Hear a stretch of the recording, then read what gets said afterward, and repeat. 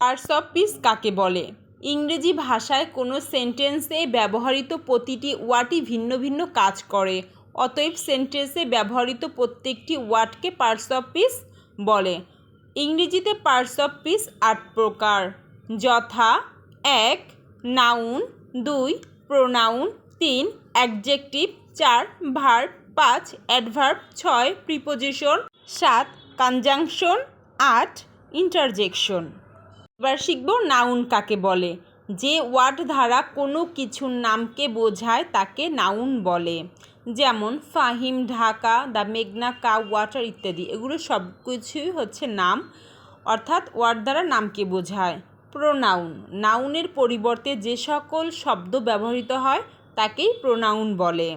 যেমন I, we, you, she ইত্যাদি। এগুলো সবই নাউনের পরিবর্তে ব্যবহৃত হয়েছে। এবার শিখব অ্যাডজেক্টিভ। যে ওয়ার্ড দ্বারা নাউনের দোষ, গুণ, অবস্থার সংখ্যা, পরিমাণ ইত্যাদি প্রকাশ পায় তাকেই অ্যাডজেক্টিভ বলে।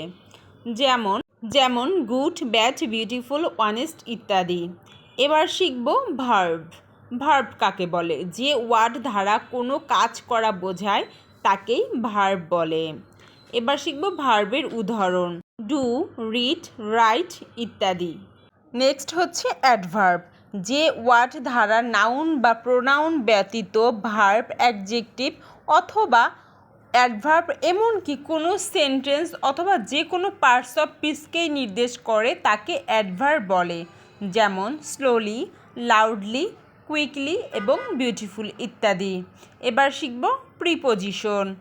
যে ওয়ার্ড কোনো নাউন বা প্রোনাউনের পূর্বে বসে, অর্থাৎ নাউন বা প্রোনাউনের সঙ্গে সেন্টেন্সের অন্তর্গত অপর কোনো ওয়ার্ড এর সম্পর্ক প্রকাশ করে তাকে প্রিপোজিশন বলে। যেমন at, in, into, on, under ইত্যাদি। এবার শিখব হচ্ছে পরবর্তী কনজাংশন। যে ওয়ার্ড দ্বারা দুই বা ততোধিক ওয়ার্ড বা ফ্রেজ বা ক্রেজ এর মধ্যে সংযোগ স্থাপন করে তাকেই কনজাংশন বলে। যেমন অ্যান্ড, বাট, অর, সো ইত্যাদি। এবার শিখব ইন্টারজেকশন। যে ওয়ার্ড দ্বারা আসমিক ভাবাবেগ প্রকাশ করে তাকেই ইন্টারজেকশন বলে। এর কিছু উদাহরণ হলো হুররে, আলস, ও ইত্যাদি। আমার ভিডিওটি ভালো লাগলে অবশ্যই আমার চ্যানেলটি লাইক, সাবস্ক্রাইব